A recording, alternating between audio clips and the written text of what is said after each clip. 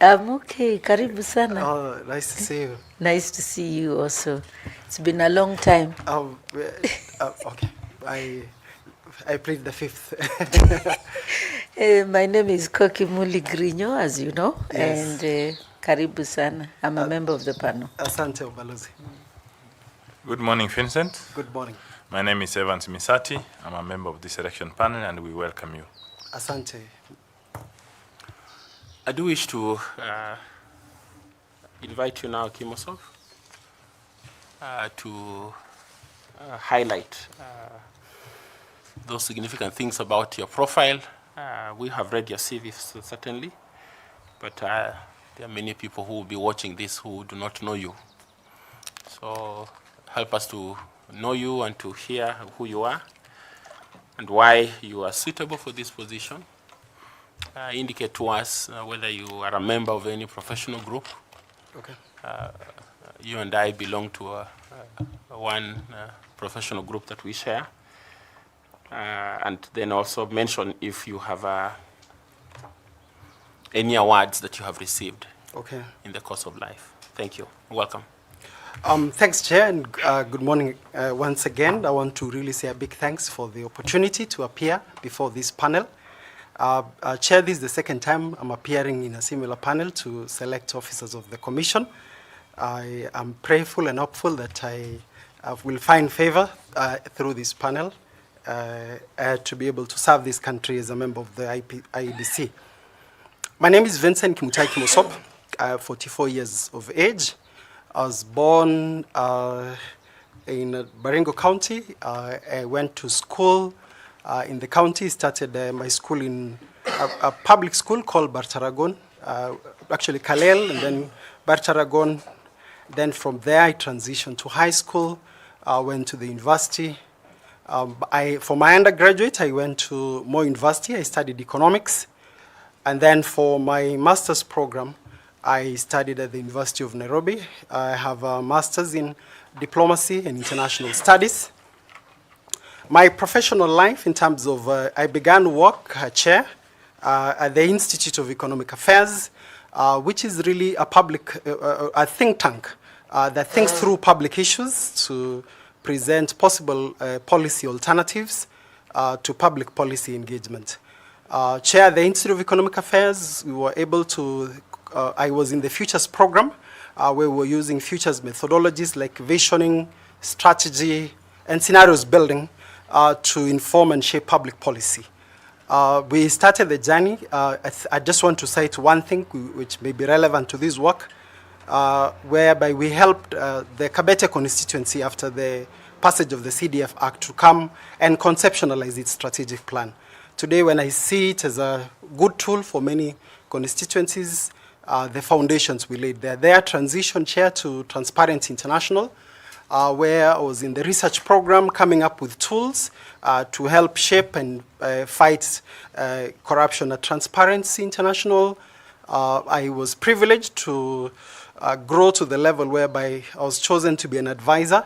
When the NAC government came into power, they established the GJLOS program, Governance, Justice, Law and Order Sector Reform Program, and I served as one of the advisors to the reform program. Through that work, Chair, we were able to help public institutions that were really keen on confronting corruption. KCB, KPA, among them. And then from there, Chair, I transitioned to the International Institute for Legislative Affairs, where I was working with Parliament, particularly to solve public problems that required legislative interventions. And Chair, I think with a lot of humility, I'm happy at the Institute of Economic, at the International Institute for Legislative Affairs, some of our groundbreaking work, I just will cite a few. Today, when you see the public, the buses that are painted yellow, I led that advocacy work. We also, I was able to lead the work that led to the establishment of the unclaimed financial assets regime in the country. It is the only one in the African continent. The only other country that has an unclaimed assets regime is the US, Canada, UK, Ireland, Malaysia, Australia, New Zealand.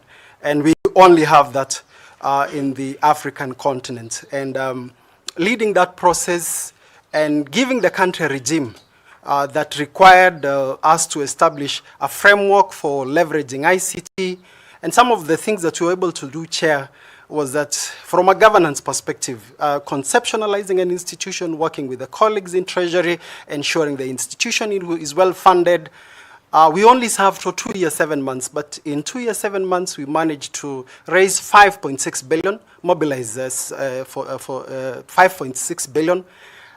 Then we were able to be awarded under Mwongozo, as when we were evaluated as we had a score of a board of over 90%. I think as chair of the 360 evaluation, we had done so well. I think I had a score of 94. The other thing, we employed Kenyans. We won an award for the most innovative use of ICT in public service.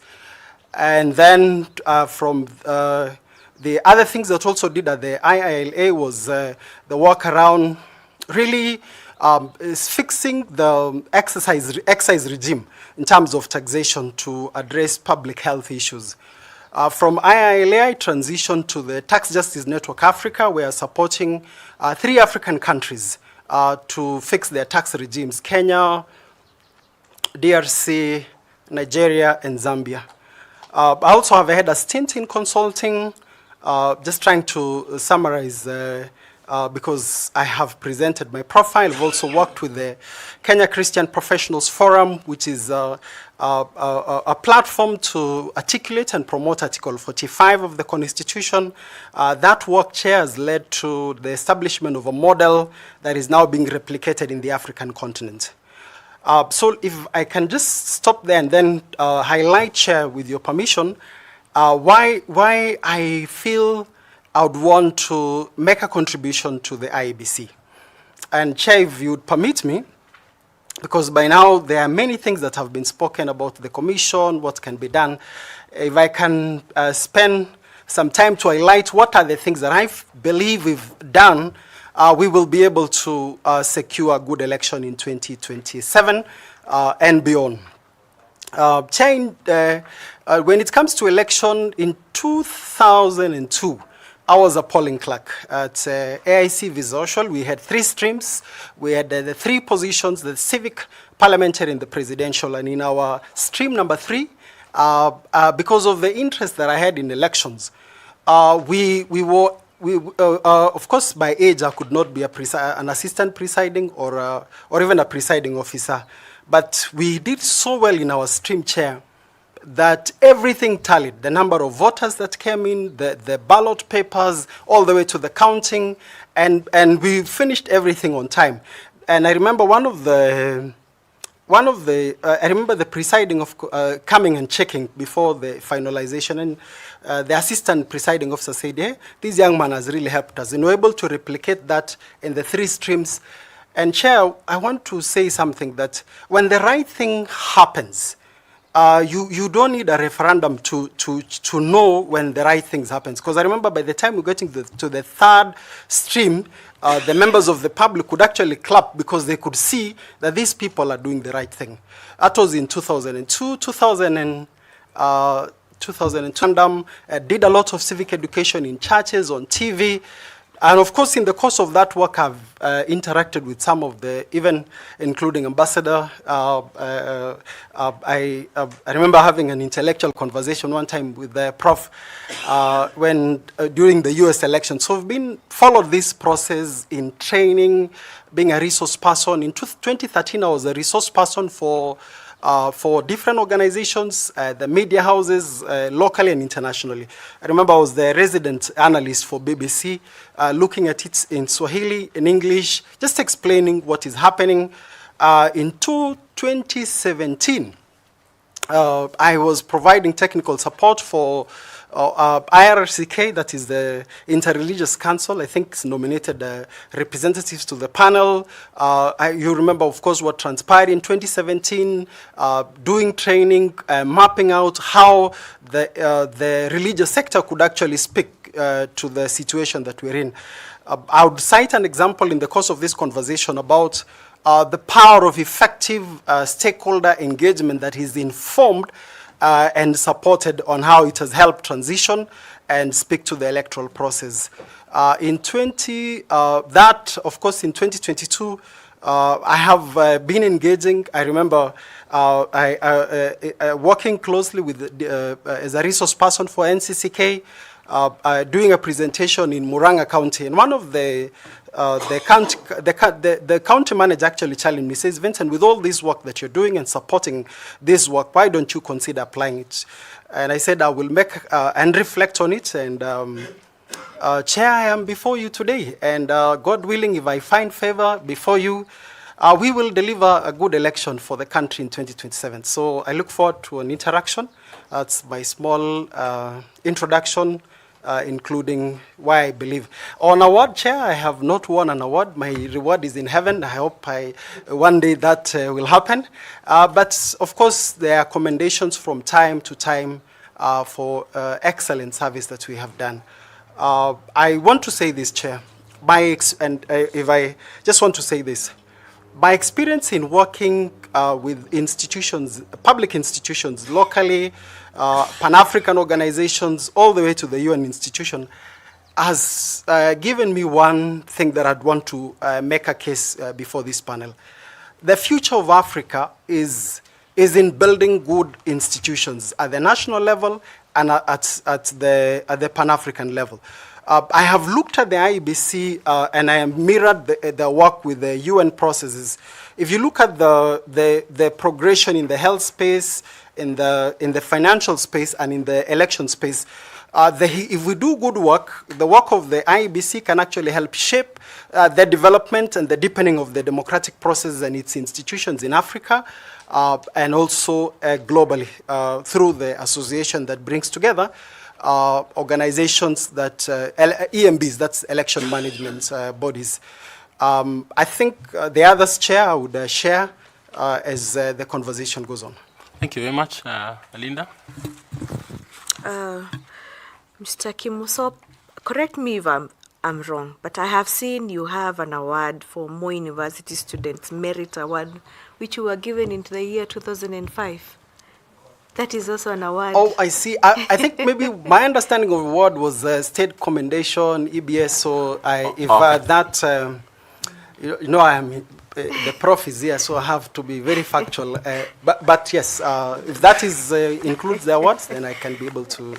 For state commendation, yes. It will I come see. at the right time.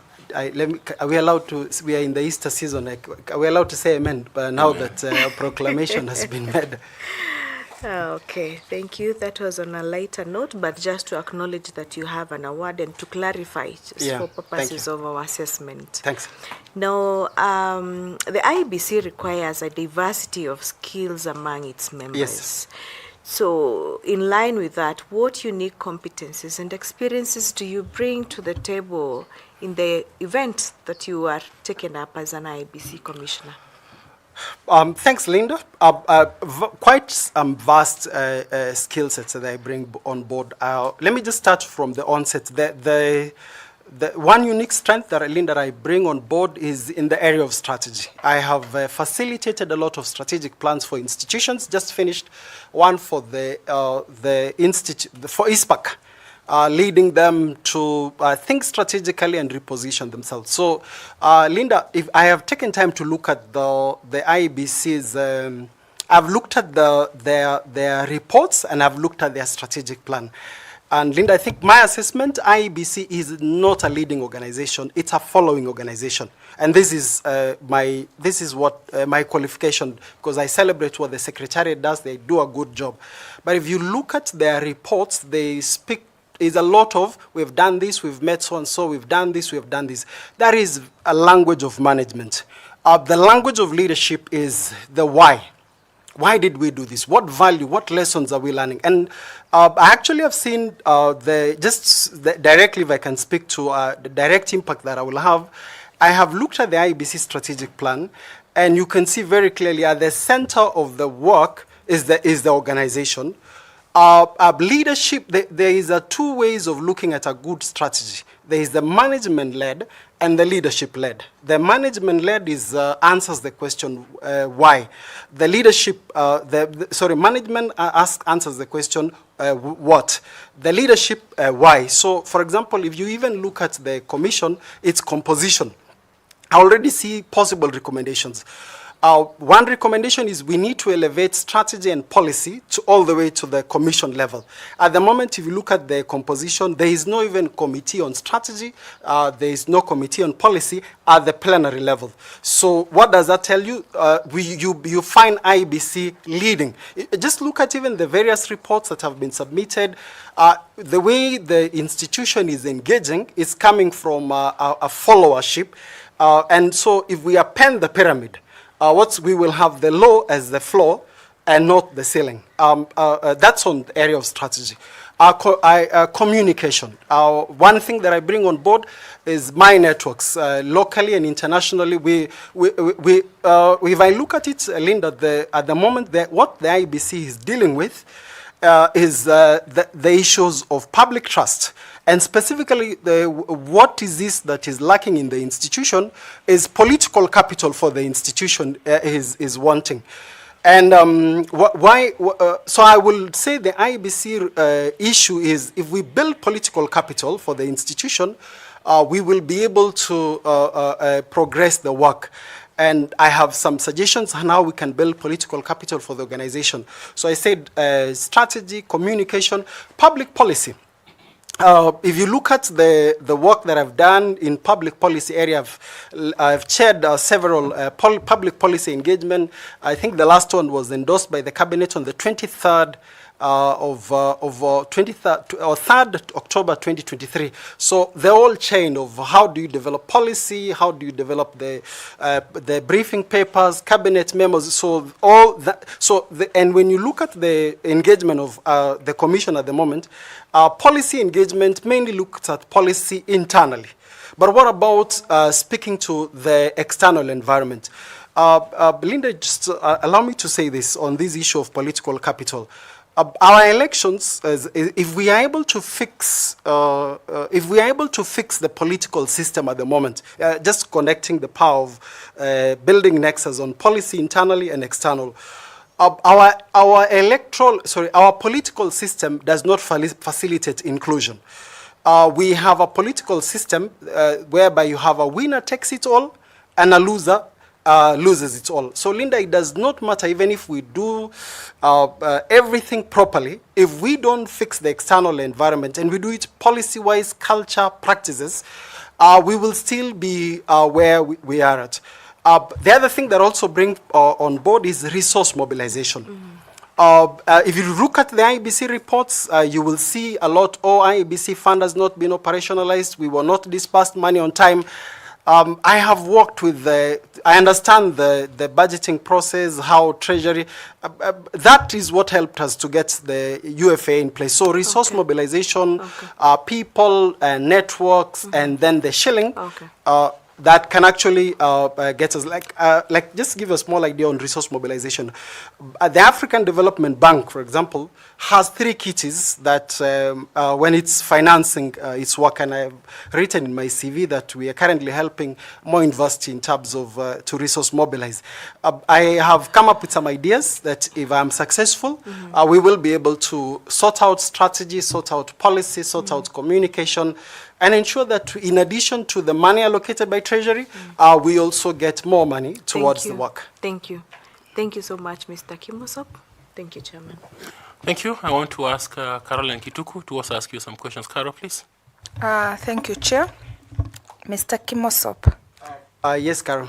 I hear you speak very well about the legal framework, institutional frameworks, and that which needs to be done to improve efficiency at the IEBC. So let us pick it up from there. Okay. Let's go back to the Kreger report. Yes. The Kreger report made several recommendations on reforms that are needed to strengthen IEBC. Yes. What are some of these reforms, and should you be successful as a member of the IEBC, how would you seek to implement them? Thanks, Carol. I will not be exhaustive if you would allow me. I'd just pick of them. One of them was the issue of hiring the commissioners 2 years before time, providing clarity in terms of the operational independence between the commissioners and the role of the secretariat, the issue of ensuring that the commission is well-resourced on time, and then the whole work on accountability, effective engagement of our stakeholders, the continuous updating of the policy and legal framework. It was quite a comprehensive report. So I'll just pick two things on recommending. Of course, you've seen we are time barred in terms of getting commissioners. There are already today constituencies and counties that are behind. So there are things that are outside the remit of the commission. So for me, that is I would maybe proactively engaging the parliament. For example, Carol, KEPSA has what you call the speakers roundtable. So if we could, for example, as a commission, be having a consistent roundtable with the policy making, that is Senate and National Assembly, so that if there are legislations that we need on time, that for me would be I would point out. On the issue of separating the roles, clarity in terms of the role of the secretariat and the commission, Carol, since I'm a governance practitioner, at the board level, you wear 3 hats. You wear the hat of a governor, that is the governance mandate. You wear the hat of a volunteer, and also the role of an advisory. So ensuring, for example, our board charters clearly spells out the mandates, clarity, how we make decisions. On the issue of operational efficiency, I would recommend 2 things within the commission. Establishing a directorate of policy, strategy, and research, because when you research, you generate evidence that ensures that you are able to engage and on time. If you have a policy docket, then you're able to speak to the processes. And then on strategy, I would be able to say that. So that is on the operational independence. On resource mobilization, I think when I was answering that's Linda's question. So those are some of the things. On stakeholder engagement, I would be able to say have the policies that guides your work on stakeholder engagement. Someone will have a conversation with you on that. Yes. So let's come back and focus on the legal framework, yes, and the institutional framework, yes, that was recommended by Craig Graham, yes, Justice Craig Graham. So the independence of the electoral body was one of those things that the Craig Graham report speaks about. Yes. What, in your view, are those legal safeguards that exist that grants IBC its independence? Of course, IEBC is established by law. We have the Act. We have the law that outlines how elections are to be conducted under the Elections Act. We have the campaign financing framework. We have the laws that all the way to even the PFM, because we are supposed to account for the public resources that we get. I would say, Carol, that I would enhancing and developing regulations and developing board charters that ensures, for example, as I said, for example, when we are wearing the governance hat as a commissioner, that that is done in a well constituted board. It's called the commission, the plenary. An agenda is well set out. There is so that our decisions, somebody can see processes. So. And also building the capacity of the commissioners to be able to know when is it that they are doing their work as advisory. Mr. KIMOSOP, let's focus on the legal safeguards. What has the law done to ensure the independence of the IBC? As I said, for example, Carol, that the IEBC Act, for example, yes, the legal framework establishing the IBC, that yes, one is clear. Any other mechanisms that exist in law? Yes. For example, under the Elections Act, Carol, it has outlined how an election is to be conducted. Under the Election Offences Act, it has outlined clearly what are the elections offences that if anyone incurs, either the commissioners, the staff members, or even the players, that has given, I need to check if it's the Elections Act or the one that provides that anyone who runs for a position must sign the code of conduct, together with the one that even political parties, how, for example, the role of the commission in sorting out if there are differences. So the law has clearly stipulated how the elections be conducted, referenda. So that's how I would look at that, Carol. All right, thank you.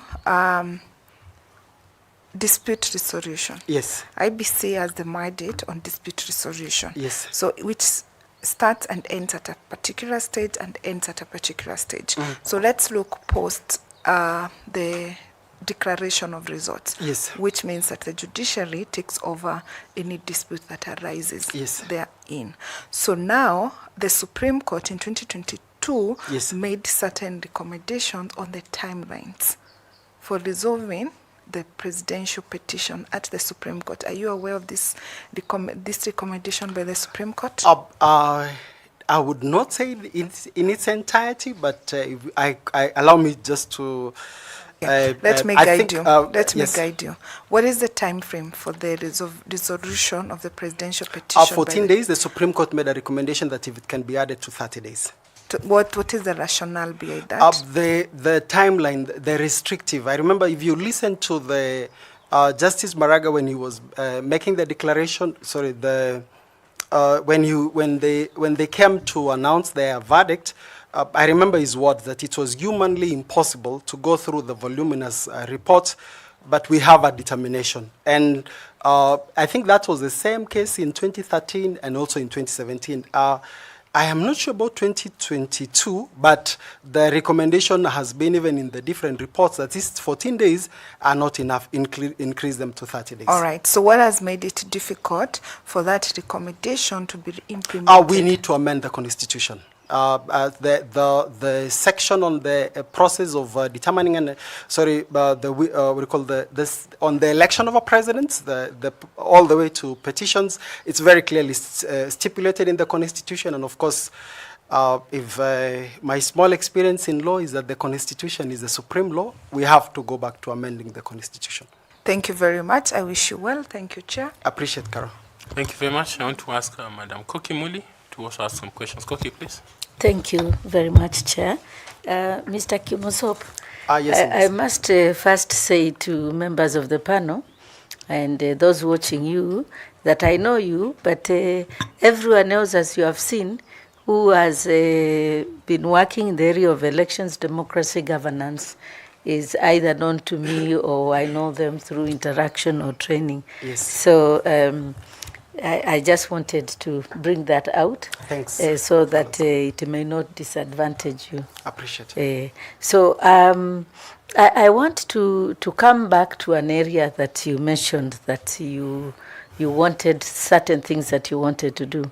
Yeah. One of them was to build political capital for IEBC. Yes. The question I want to ask you, you can put them together. And I would like you to tell us about two things you mentioned. One, building political capital. Yes. Two, enhancing inclusion to avoid this winner-takes-all business. So what electoral system should Kenya embrace to ensure this inclusion you are talking about?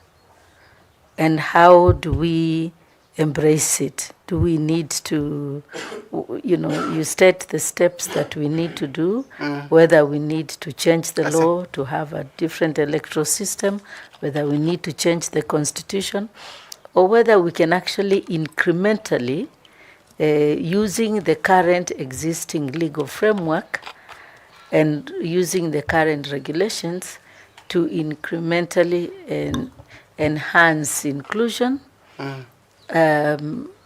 administratively and otherwise, as we try to enhance democracy in Kenya. Balozi, thanks. And maybe just to cite that even when the presidential results were being declared, we were co-panelists at Citizen speaking to the nation at that time.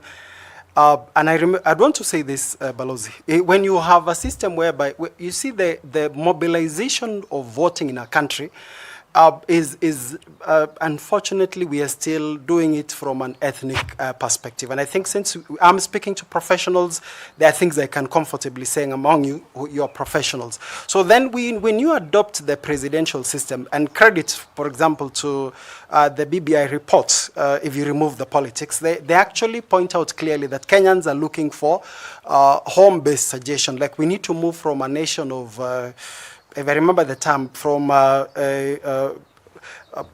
nation of ideals. And this political system of a winner takes it all and a loser loses it all.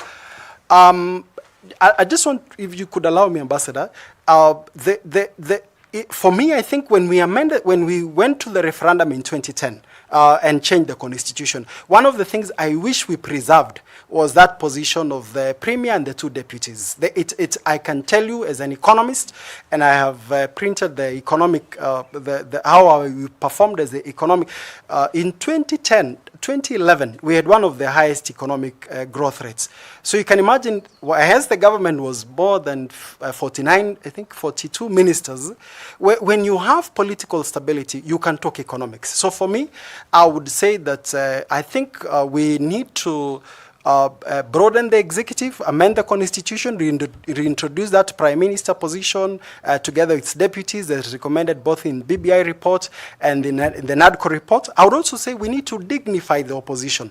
Our political system, Ambassador, once you're branded the opposition, there is just something, everybody wants to feel included. I remember watching a program, Ambassador, on Al Jazeera, and there's a gentleman who said about the war in Middle East. He says when the people feel included in government and that their voice will be heard, then they don't need to take up arms to make the case. So for me, I would want to say that dignify the opposition. So if it is introducing the official opposition, facilitate them, let them make a contribution. We need to grow, Ambassador, to appreciating that everybody needs to be onboarded in building and taking the country forward. So if I think, of course, for those two proposals, Ambassador, we may require to amend the constitution.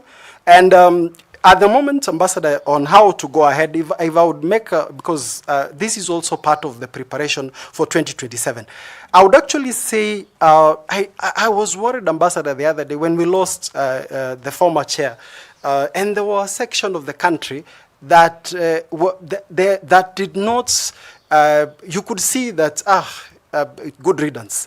And that, for me, we need to go beyond that pain. What do we need to do, Ambassador? I think we should have the courage to do another Bombers 2, where we speak one to another as a country. And when we have the elements, we can use some of the issues. You remember the Okoa Kenya push, Punguza Mzigo, BBI report. Now, those are elements that we can use, and we can make the changes that we require. Ambassador, allow me to say this. If you look at where we are at today, 2025, and you look at 2005, there are some parallels, Ambassador, now that actually can get you worried. So for me, we need to get the energies of the country directed towards rather the confrontational election in 2027, but an election around issues. The other thing, Ambassador, is that the laws are already there. There is a place for progressive realization and implementation so that persons with disabilities, youth, working with women, ensuring political parties list, all that actually. So I would go for a combined approach so that we can build this nation together, as the national anthem says. Thank you very much, Mr. KIMOSOP, and I wish you all the best. Thanks, Ambassador. Thank I appreciate you, Chair. Thank you, Koki. I want to invite the FCPA to ask some questions, please. Bwana KIMOSOP. Yes, Mwasibu. Which county do you come from? Is it Baringo or Elgeyo Marakwet? Both. I have relatives across. I was born in one county. But where were you born? Baringo County. So for purposes of this exercise, because we are also looking at regional representation.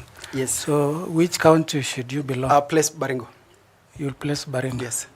It's where I took my ID, you know the... And you are also born there? Yes. So how did Elgeyo Marakwet come in? No, sorry, it's where I was born and I took my ID in Elgeyo Marakwet. It's a long story, sir. I would want to just stop it at that. Yeah, you know, when we were looking at regional representation. Yes. So that is a factor that we are considering. Thanks, Chair. So it's unfortunate we are realizing that now, but that is it. Huh? Now you've told us you are a governance expert. Yes. I didn't hear you mention that you are a board member at UFA. Did you mention? I said I was the founding chair. I established the institution. I pointed out the journey when I was doing my introduction. Why I'm bringing that is you will be moving to, if you get it, yes. to IEBC. Yes. From a governance point of view, in terms of the structure of a state corporation like UVA. Yes. You are moving to a commission like IEBC. Yes. You will be finding your fellow commissioners full-time, a secretariat full-time. So what approach will you take, if considered, to ensure that you still deliver on the mandate, but at the same time ensure that there is efficiency, effectiveness, without dipping your fingers into the operations of the commission? Thanks. You remember when I was submitting about the 3 hats that when you are at a governance level you wear, the governance hat, the hat for HAT, the advisory, and the volunteer. So one is that ensure that our board charters, our governance tools spells out clearly how do we go about when we are doing the governance. So for example, at the governance FCPA Tanui is that we exercise it in a properly constituted plenary, an agenda has been circulated, board papers well done, and all that. When we are doing advisory, when you're providing advisory, like for example, if I make it, for example, let me just go case study, and we need to operationalize the policy, the research and strategy directorate as I recommended. From my experience in research, from my experience in building organizations, from my experience in doing policy work, one is that, of course, there is a tendency whereby the staff could be coming to seek consult. What is binding to the staff, and in terms of directional and final, is not what is done when you're doing advisory work or volunteer space. It is things that we have decided properly in a well-constituted board. So we need to build the capacity of the commissioners to understand, because at times people stray, not knowing that management is to execute, we do the policy work.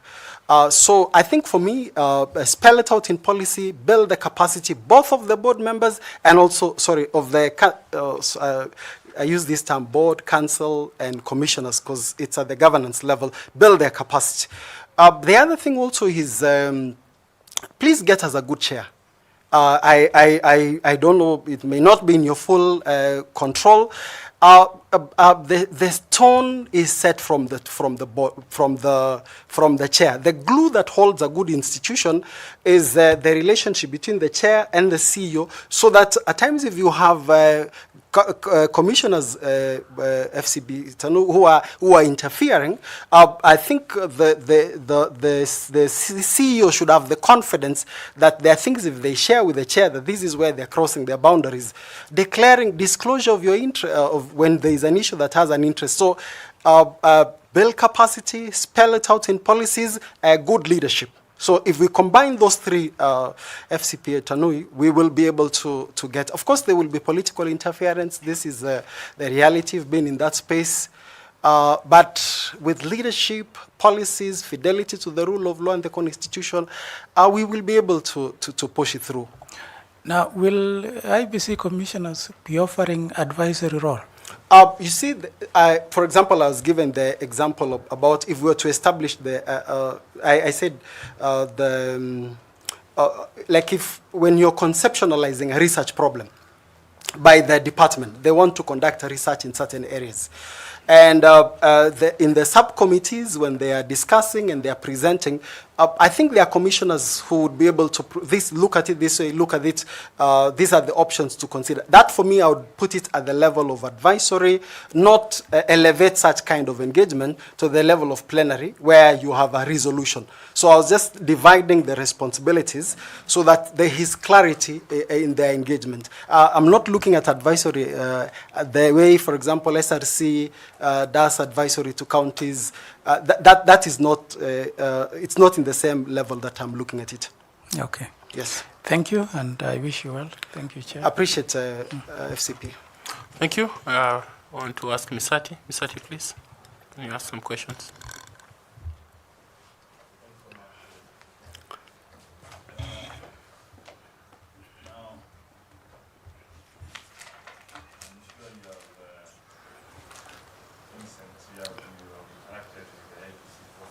Yes. Article 88 talks about the role of IEBC Yes. in regulating the process of how the political parties get candidates. Yes. I want to repeat. You have interacted with the IEBC processes, and in Article 88, yes, D, IEBC regulates the process of how the political parties clear their candidates. Yes. So in the code of conduct, if you are made a commissioner, yes, how will you ensure that the code of conduct protects women from violence and intimidation during the political parties' nominations?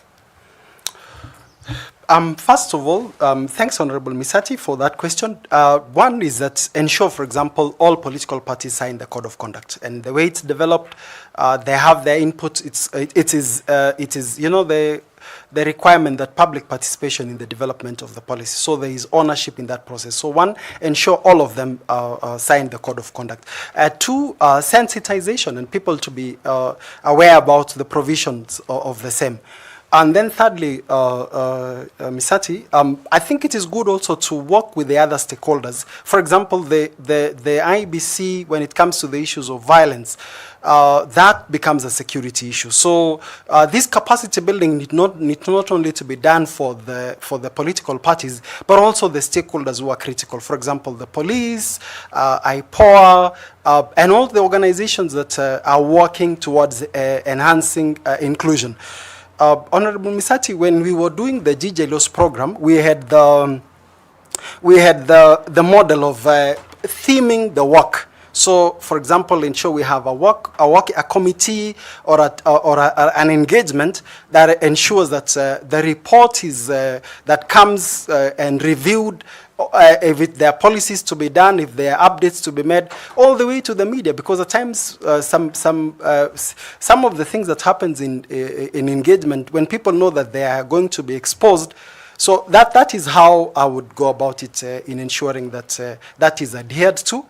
The other thing that I also recommend, Honorable Misati, is that there is power in soft power. I remember when we were doing the bribery index, where we used to benchmark organizations in their progress. If we work with the registrar of political parties to come up with a political parties index, and one of the score is include an index in inclusion of women, persons with disabilities, the marginalized, progressively, and we give that weight. So those are the multi-pronged approach, Honorable Misati, that I recommend. What would be the sanctions that IEBC can put for those people who breach the code of conduct? I think if people breach the code of conduct, it includes not clearing some of these political these candidates who have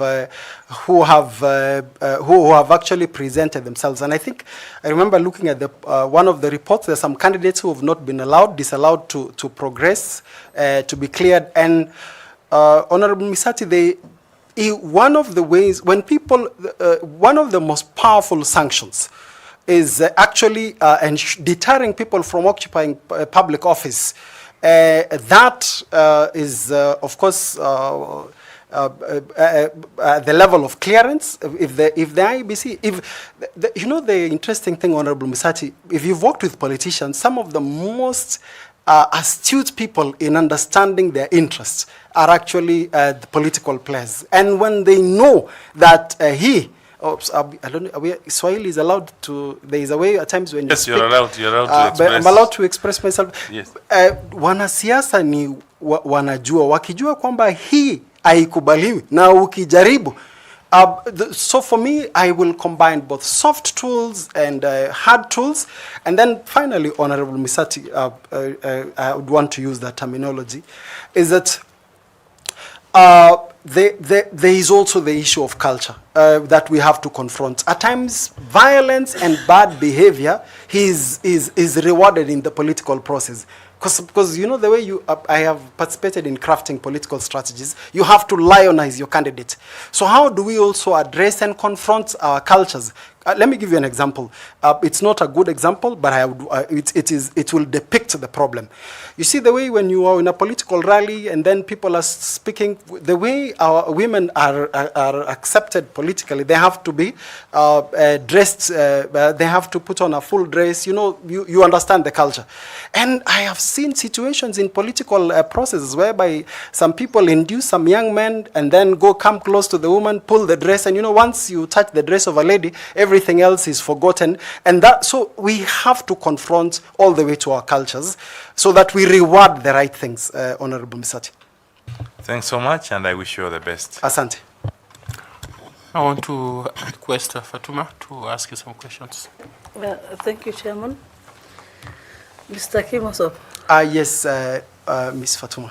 And in citizen participation, yes, what are the key principles that underpin effective participation in the electoral processes?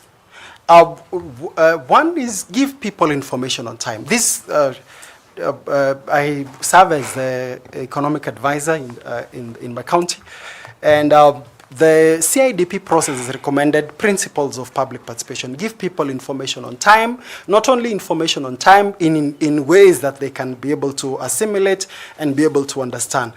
Ensure that persons with disabilities, marginalized women are also, this information reaches them, and also the relevance of the data. At times you can give people information, but it's not relevant to the engagement. The other thing that also, just give a small example about how these principles, there's some work we were doing, and I remember Wajir Radio, community radio. The people would say this radio works with us as nomads because of the appropriateness, the timeliness, and also at times the people who give this information. Honorable Fatuma. Yeah. And with IEBC, there's quite a bit more. Apart from, you've mentioned inclusivity. The inclusion, the issue of appropriateness, the timeliness. Yes. What else? Which is very specific, or rather important for the electoral process. Of the electoral process, I will need to check. I will need to check the others. Those are the ones that clearly come out of my mind at the moment. Okay. Openness yes. and transparency yes. is equivalently. Yes. Thank you very much, Kilos. I appreciate, and I also want to thanks for the submission. Back to you, Chair. Thank you. I want to request Nicodemus to ask some questions, please. Thank you very much, Chair KIMOSOP. Yes, Banabore. Now, what is the role of personal integrity in inspiring public confidence in an institution like the IEBC? John Maxwell says that everything rises and falls on leadership. And Bore, where there is leadership, things happen. And I just want the Constitution, chapter 15 sets out the independent offices. I remember we did some work with LSK while serving as a secretary of the Kenya Christian Professionals Forum, and we were reflecting on 10 years of constitutional implementation. And the chapter 15 institutions were meant to protect the institution. I remember one of the commissioners who was in the COE said, it is not only enough to have independent institutions, it's also good to have independent people in these institutions.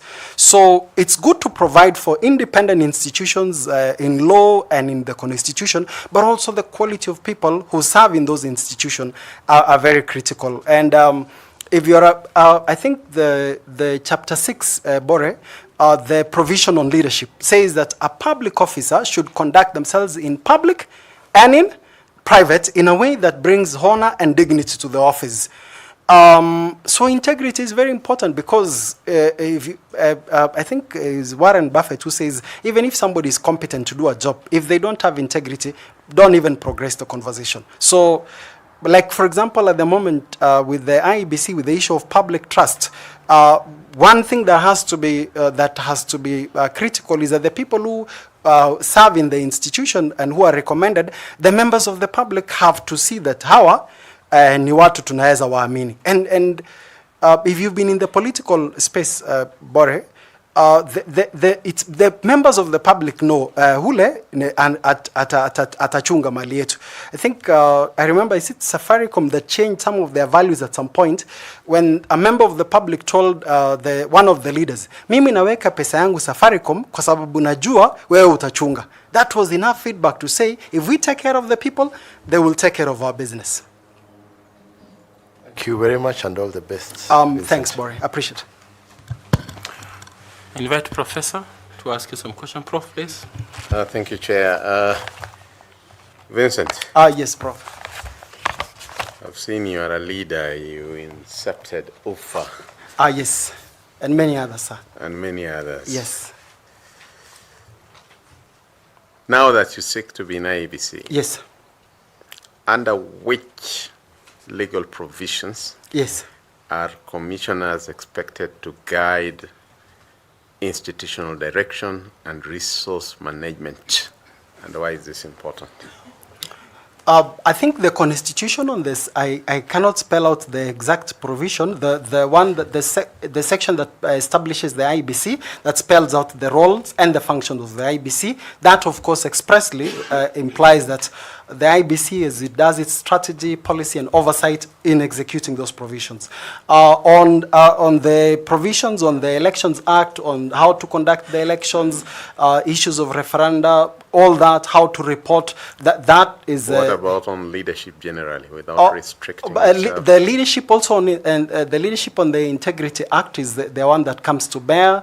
The public officers, the Anti-Corruption and Economic Crimes Act. So those would be, including, of course, in addition to the charters and the policies that are established in the institution. My last question on this segment. With that wide leadership stewardship that you have had yes, sir, in different organizations, sectors, both private and public. Yes, sir. Can you tell us about a situation in which you had to lead others to deliver on a difficult mandate?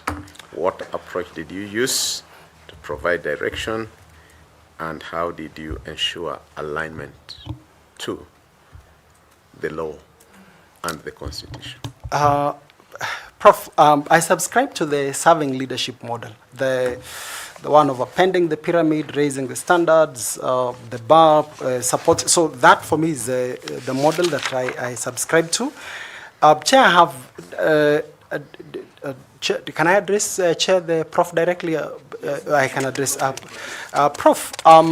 When we were setting up the Unclaimed Financial Assets Authority, we had so many challenges. One, of course, the financial sector was not for it, so we needed to surmount the headwinds coming from the financial sector because it was taking away money. The other thing is that when we came to the implementation, compliance and all that, that was external. But I had a very one case, Prof, that I would want to highlight that may actually be relevant to the IEBC. I had a difficult board member. You know, we meet in the meeting, then thereafter writes again, shares the information, writes to the stakeholders. We had two particular incidences, and the board members, that I remember one of the board members one time telling Vincent, "You're too kind, why are you not firm?"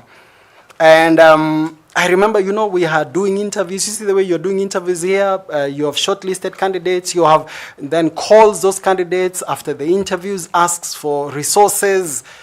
I remember, Prof, I was called as a result of that to 2 incidences. I had to appear before a parliamentary committee because the person wrote to Parliament saying we are not doing this. The one that was scary was when I went to those red carpeted offices, which I think if I just leave it at that, you will understand. Chair, I'll just pick it up with what Bora is saying about the place of personal integrity.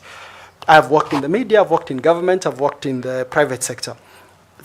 When some media houses used to pick the information and in the process, some of them would call me, says, Vincent, this is a financial institution and we know you. We have had this. Could you give me your perspective? That was one of the strategies, effective engagement of the stakeholders. Number 2 is also the issue of understanding how to engage. I had a session, Prof, one time with the then Cabinet Secretary. I told Waziri, this is a situation we are dealing with, and if you don't act, my board members have said, we will leave this thing to you. So also knowing when to speak to the right places, to the right people at the right time. And then finally, Prof, just do the right thing. A friend of mine told me, he's a mentor of mine, Vincent, it is always the right time to do the right thing. And the beauty with the truth, Prof, you don't need to remember what I told you yesterday, because there will be alignment and consistency in what you're doing. We managed to overcome that situation. We did not have the boardroom rupture. We steered the organization, and today, Prof, I'm very happy to report the UFA has a quantum of, I think, close to 60 billion because of that track record, setting the laws, leading by example. At times I visit there, Prof, no one knows me, but the joy that you can build something that others will benefit years down the line. And I think if we mirror some of these things in the IEBC, Prof, allow me to say this, because the IEBC, if you look at it very clearly, you see the IEBC in the preamble of the Constitution, you see the IEBC in Chapter 1, through many provisions all the way to the amendment of the Constitution. So it's a very critical institution that requires not only technical ability, but also personal integrity. And Chair, I want to say this. If I was faithful with the money of people at the UFA in billions, I will be faithful with the votes of Kenyans. Thank you, Chair. Okay, it's not too long since Vincent was in high school. You might remember some things. You want to ask him some questions? Be kind to me, Prof. Sure, Chair. We usually start with an area in which you are an expert. I mean, you are an impeccable person in policy, right from Institute of Economic Affairs to Institute of Legislative Studies. Yes. Every other election year, political parties come up with manifestos. Yes, and I've drafted some. Which they translate into working documents. Yes. KANU Manifesto, Sessional Paper number 10 of 1965, NAC Manifesto, Economic Recovery Strategy, Jubilee Manifesto, Agenda 4. What's the difference between manifestos and the working documents and Vision 2030? The one is that there is a lot of correlation. Interestingly, Chair, if you look at, with a tooth comb, you actually see parallels of what is in Vision 2030 in many manifestos. So I think the difference is in the language, the authority of the texting. When you are in policy, you are no longer promising. You're now talking about, as in even data comes in. But when you're in manifesto, Prof, you have to promise people heaven. People subscribe to hope. And so that is I would say, in terms of form, you can have, the substance may mirror each other. Like if Maybe you bring the aspect of, yes. You see, I've said KANU, I've said NAC, Yes. I've said Jubilee, and I could also say Kenya Kwanza. Then there is Vision 2030. Yes, Prof. I'm trying to see the main difference. You can see all these others are pigeonholed in a particular party and regime. I see. At times, policies could transcend time. Like, for example, Vision 2030, we are now on the MTP4, which we have one last one coming. So the transcendent dimension of policy, they are across time. As I said about also the language, the broadness of stakeholders involved. But again, Prof, since we are in this political space, I needed to highlight the power of the promise, which you should have in the manifesto, because you need to rally people around your political party. Very well, my last question. Yes, Prof. Kenyan forces have participated in peacekeeping in many parts of the world. Yeah. Excluding the East African Community member states, yes. Mention any 2 countries in Africa where Kenya Defense Forces have successfully undertaken peacekeeping missions. General Opande, West Africa, was this? This is Sierra Leone, or yes, I remember that mission. That's one. Then Namibia. I visited Namibia. We have a wonderful embassy. Thank you, Chair. Oh, thank you. Sorry. Actually, we have even Kenyans there, interestingly. So, but that is on a lighter note. Thank you, KIMOSOP. We want to thank you for the time we have shared. We have come to the end of this session. I don't know whether you have any question or comment for us. Briefly, in a minute, kindly. Yes. In a minute? Yes. Thanks, Chair. Mine is to say a big thanks. Appreciate the opportunity, Chair. Wish you the very best. This is a noble exercise. I wish you the very best. I pray that just as you've conducted these interviews during the month of Ramadan, together all the way to Easter, may the men and women who come out of here be products of prayer, integrity, people who will support and get this country on a pathway of healing and a pathway of secure, peaceful, and an election that meets the democratic aspirations of the people of Kenya. Thank you, Chair, and good day. Thank you and good day. The notebook and the pen are yours. Our friend and colleague will give you your certificates at the door as you exit. Blessings and have a good day. Wish you well. Asante.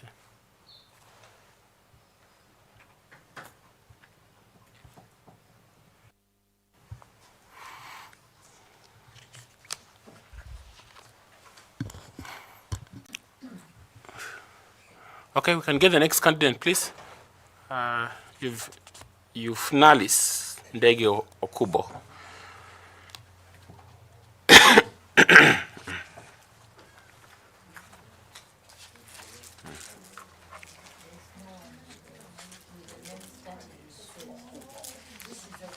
This is why, yes. Yes, this is why. Hakuna Zainabu. Ama my daughter Zaneta.